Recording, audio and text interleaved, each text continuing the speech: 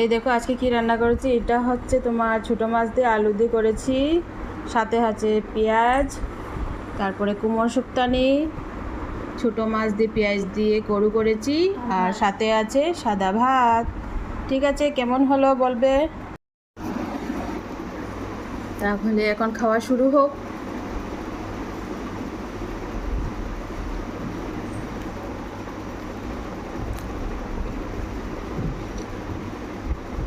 শুক্তানিটা স্বাদ হয়েছে।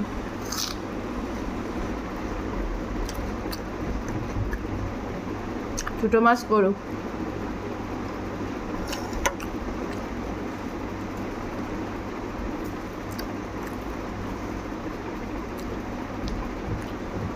আমরা সাধারণ মানুষ, সিম্পল খানি ভালো পাই।